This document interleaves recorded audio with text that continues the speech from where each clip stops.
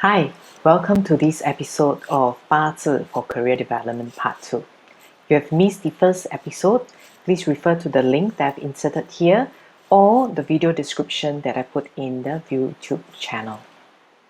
In today's episode, I'll be sharing with you how you can further utilize the JYPQ chart on career development in terms of understanding your innate and natural talents to develop them into skill sets and competencies. In this same video, I'll be sharing with you some famous personality examples so that you can have a better idea of how you can do the same for yourself too.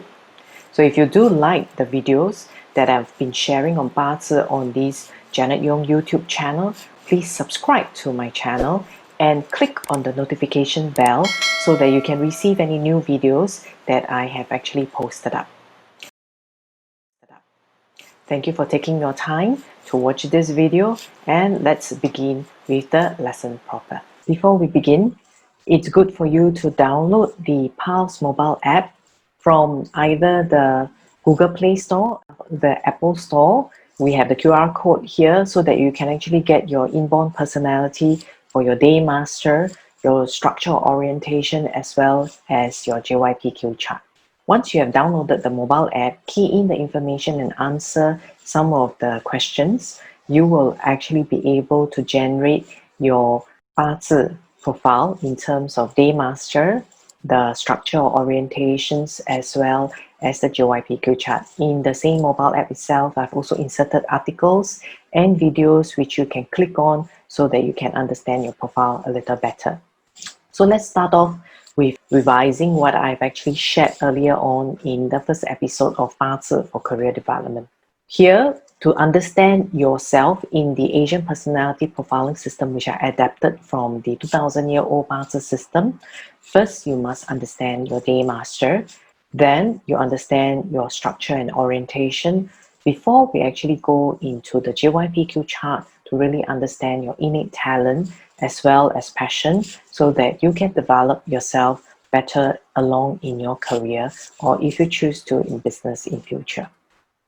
In terms of the day element itself, there are basically 5 elements: wood, fire, earth, metal, and water.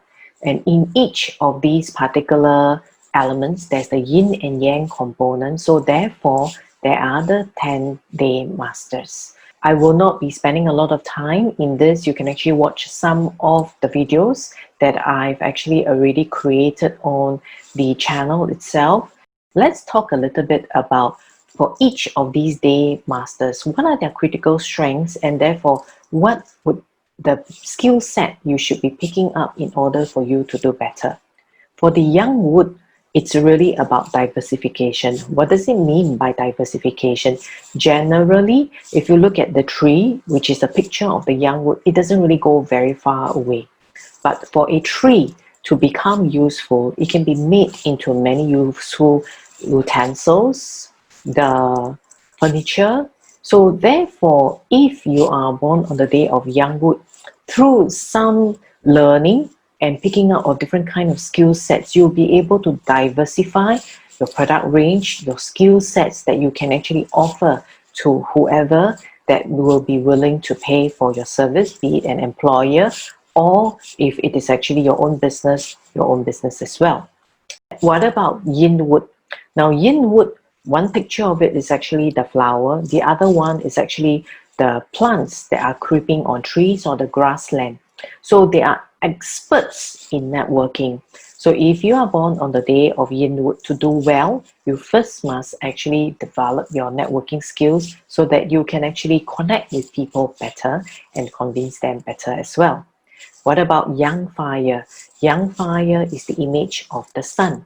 So therefore, if you look at the sun, it rises from the east and sets in the west every single day, 365 days of the year.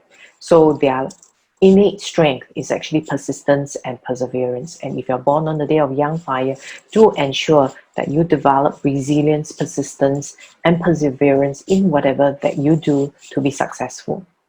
And that of the yin fire is the image of the candle or the torch. So they are very good at shaping things, into whatever form that they want. Therefore, if you are born on the day of yin fire, the skill to pick up is actually influencing skills, persuasion skills. Of course, if you are actually a business owner or on the front line, it is crucial for everyone nowadays actually to pick up selling skills, be it selling of some other people's items or selling in terms of your image. Okay, then we have that of young earth, which is the picture of the mountain. And because the mountain is somewhat still, it's also very good for being a listener, as well as they are very good at learning. So if you are young earth, pick up the skills of listening and learning so that you can give value and service to others. And yin earth, look at mother earth. It's basically a collection of resources within. So they are great at bringing resources together. And if you are born on the day of yin earth, pick up this skill set because it will be beneficial to you. And that of young metal is that of the image of the X. So they are great at execution, great at doing the things that they set their mind to. Although people may feel a little bit that this person is a bit bossy, but that's your strength and you should definitely utilize it. And if you look at yin metal can be the image of jewelry, but it can also be the image of a small dagger. So they are very, very good negotiators. And if you are born on the day of yin metal, this is the skill set and critical strength that you should pick up. And for that of young water is the ocean and the river, and they sweep resources and bring resources with them together. So therefore, learning how to bring resources together in terms of obtaining capital, that would be actually your greatest strength. And for yin water is the image of the clouds, the mists, and they are mysterious, but they're also very knowledgeable, and they rely a lot on their instincts. So if you are born on the day of yin water, utilize your instincts and utilize your wisdom to pick up knowledge so that you can share with others. So these are the 10-day masters and how you can utilize their innate strengths to become your competencies as part of your career development. So let's move on to the next part, which is actually talking about your orientation and approach. Why is this important?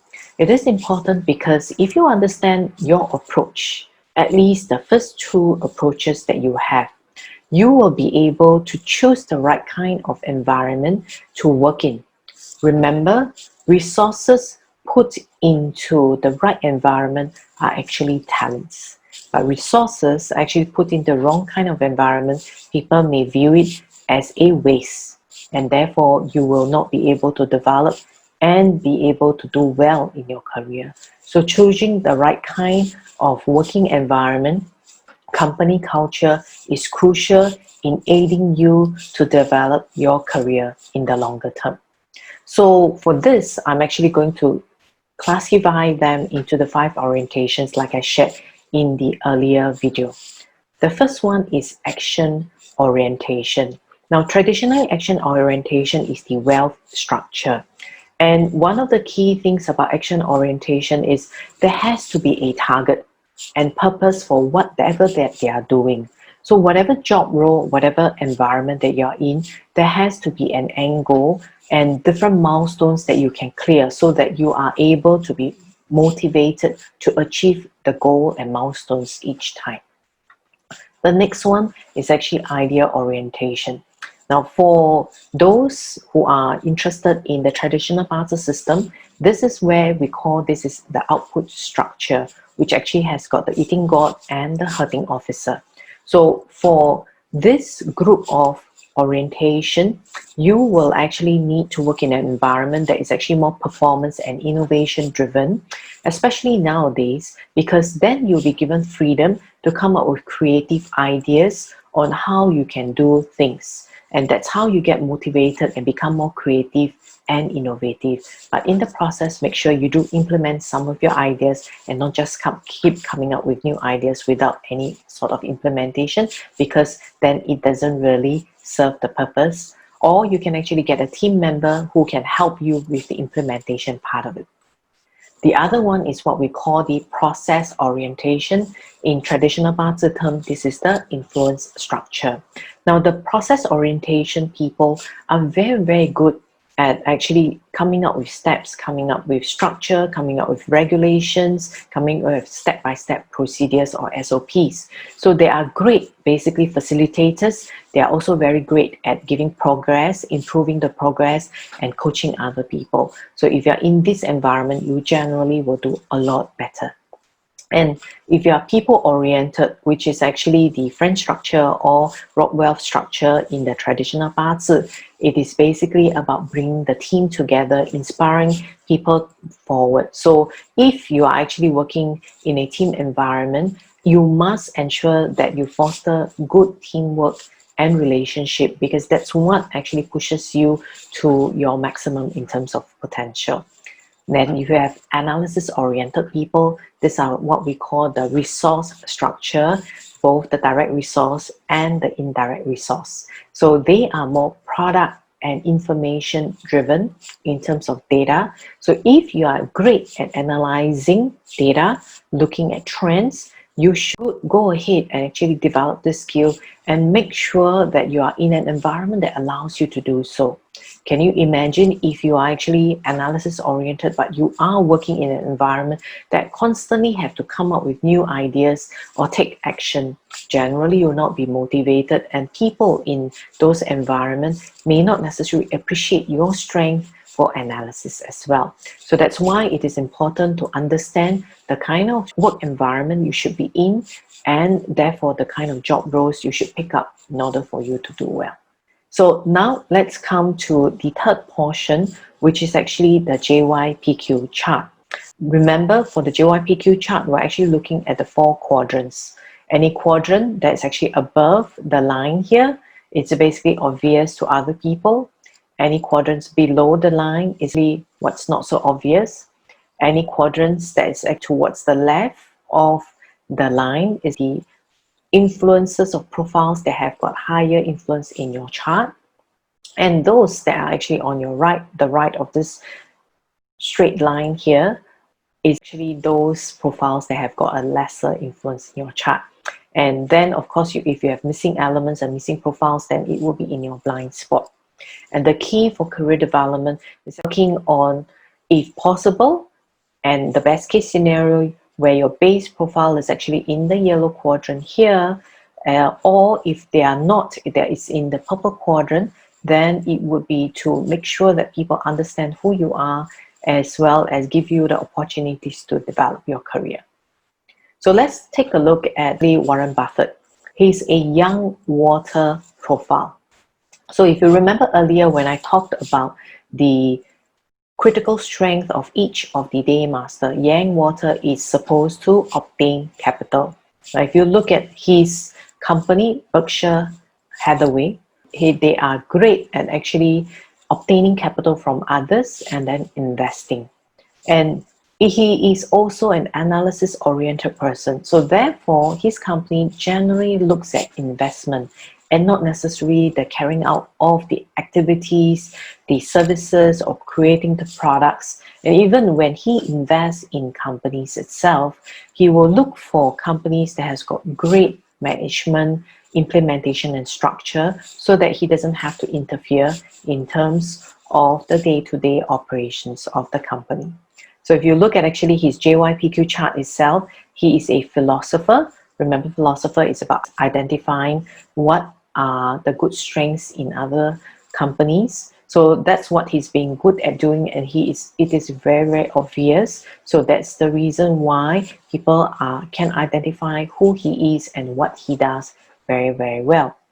So, and if you look at actually all the action orientation profiles of director as well as pioneer, it is not within his strong profile influence, or it's actually within the blind spot itself. So that's Warren Buffett.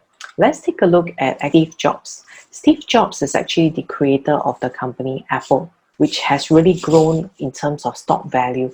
Now, if you look at actually Steve Jobs, when he first started, he was really coming up with different kinds of products that really shape other people. And he's got a lot of perseverance. So remember, That's what the fire element is about, trying to inspire people, trying to make sure that they influence people towards the good end. And he is basically the young fire element. Now, he is also analysis oriented, so therefore he studies the trends and understand what people really likes. Now, the key is for Steve Jobs, he is actually an analyzer and philosopher, but he is a little bit different from Warren Buffett in the sense that Warren Buffett is young water obtaining capital and therefore looking at trends, whereas Steve Jobs is really about young fire trying to influence people's lives, the lifestyle of people, but looking at the trends and where it can be done. Now, his artist profile is also very strong. So that's one of the reasons why he loves creating products once he understands the trends and what people like, right? Now, if you look at how Apple was being run under Steve Jobs versus that of Tim Cook, it is really quite different in terms of the style of how they run. If you look at Tim Cook, he's a yin water person, okay, so he's more gentle and it's not so obvious and people really cannot really think of what he's doing, but he's also analysis oriented. But if you look at actually his profile, he's the profile of that of the diplomat. Now, when he became the Chief Operating Officer and CEO of Apple, one of the first things that he did was not necessarily looking at what kind of new products that would be created, but more of the systems and structure. He is the one who basically brought down the inventory days of Apple from a matter of months to days. And how did he do that? He basically outsourced all his manufacturing to contract manufacturers. So that's what a good systems person is good at doing in terms of orientation. So although he's analysis oriented, the next profile that is actually very strong in terms of orientation is actually process orientation. And because his base profile is that of the diplomat, this is what he's good at doing. That's one. Two, the diplomat profile generally likes harmony within a company and they don't like challenges in terms of authority. Now, during the era of Steve Jobs, basically there were different people with different opinions and some of them can be pretty aggressive. These people were gotten rid of when Tim Cook came on board. Now, the debate is out whether innovation will be there when there's no disagreements. But what he did was actually he hired experts to do it. And Apple is doing extremely well right now.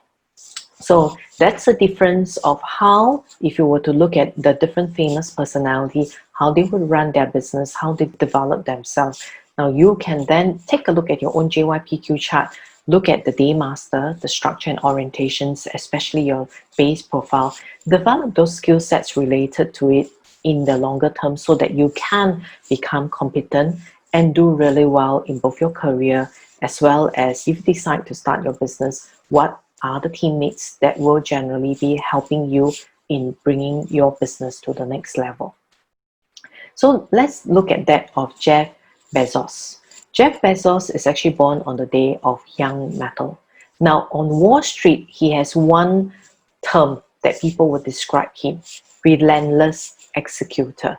So if you remember, I mentioned earlier, young metal is the image of an X. So he's great at coming up with basically a lot of different kinds of ideas because he's an idea-oriented person. If you look at Amazon, it was really just an online bookstore right at the beginning, and look at where they are right now, going into various different modules and in terms of the models, but still utilizing actually Amazon as the platform.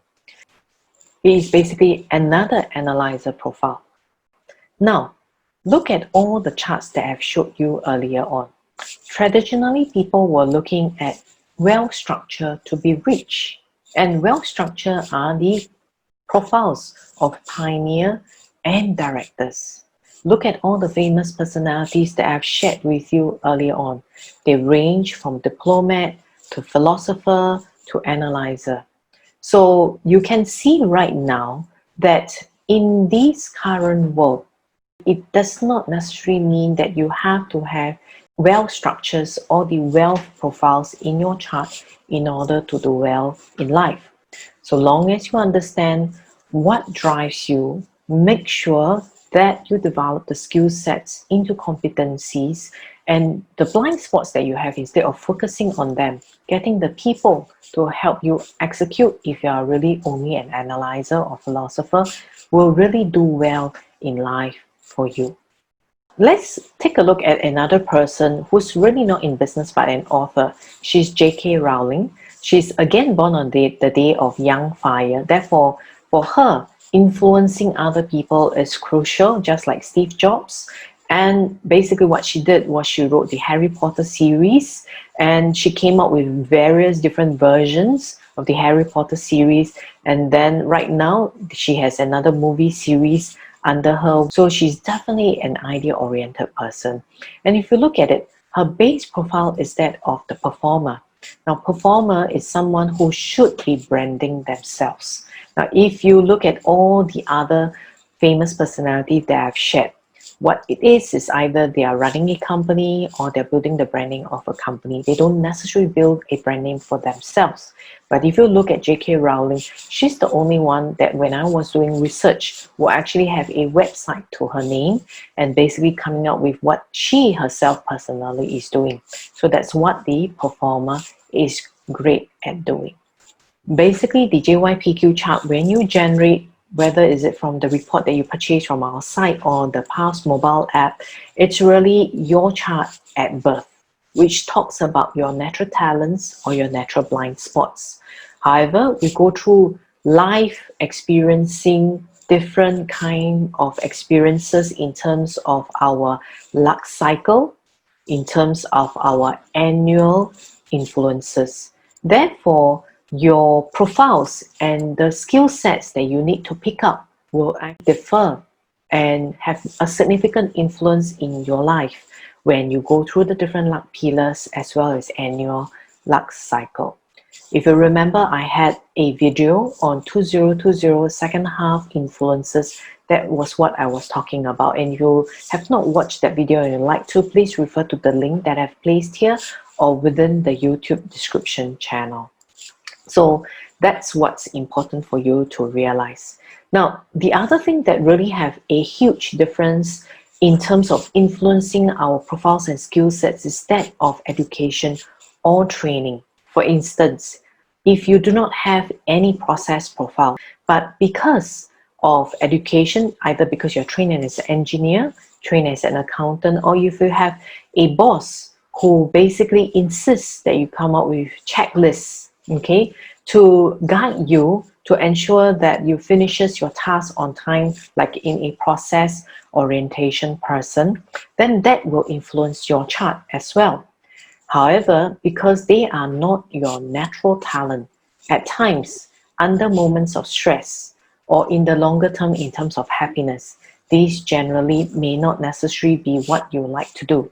Just like I've come across many engineers, many accountants who are basically idea-oriented people, and therefore they do not like the processes that are basically instilled in the job scope and job roles. So whenever a customer asks me, should they change to this particular job? My question to them will always be, does the new job offer you a job role that you will enjoy doing in the longer term? Now, if it is not, then does it actually help you build skill sets in the longer term so that you can be better and build towards your competency in your base profile? Because when you do that, you actually have a specific goal. So even if you are currently doing certain tasks that you may not enjoy doing, but in the longer term, you know where you are going towards. And that's how you grow in career. To develop your career, it is not just within one job role, one employment. Especially in these times where it is so uncertain and there are so much changes in the environment. The onus is on you for you to take charge of your own career, plan it, and move towards it. And then pick on skill sets, even if the current job role does not allow you to fully develop. But if you can see the significant small little steps that you can take in terms of milestones to move towards where you want to go in the longer term, that will be crucial in terms of developing your career in the longer term. So similarly, I'm going to basically go through. One is you have to focus on the profiles that is in the obvious yellow quadrant, because that's where people will see your strength in. Now, if your base profile is like in this example in the purple quadrant, then make sure you take on additional tasks so that you can develop in those particular areas in the longer term. Now, I will cover more on the various different aspects of career development depending on the poll that you are giving me, whether is it on Bazi for career development, Bazi for health or business. I have a Telegram link that is actually inserted in this channel description and the video description. So please do go in and vote so that I know what I should be sharing with you in the next video. Now, if you have actually found this particular sharing useful and you don't want to go through the hassle of downloading the app and answering all the various different questions, I have basically created a complete Bazi career profiling report, and it is right now going for a special offer price of Sing$ 49 or US 36, which would have cost you actually over $100 in Sing if you had done these reports separately in the previous time. So you can scan the QR code to get it, or basically get it from the link that I've actually inserted here on the video is description. What's included in this particular report is your career profiling report, personalized for you, what you can do and how you can manage your career. That's one. Two is the second part of this complete Bazi career profiling report identifies for you your best and favorable directions, your favorable elements and industries, how you can use it to complement your career profiling report. I will be sharing more videos on the Bazi in terms of favorable elements and industries and how you can utilize them in another episode. Now, thank you for taking your time to watch this particular episode, and please do remember to subscribe and like the Janet Yong YouTube channel and click on the notification bell if you want to be notified of new videos that I post on the channel. Thank you for taking time and see you in the next video.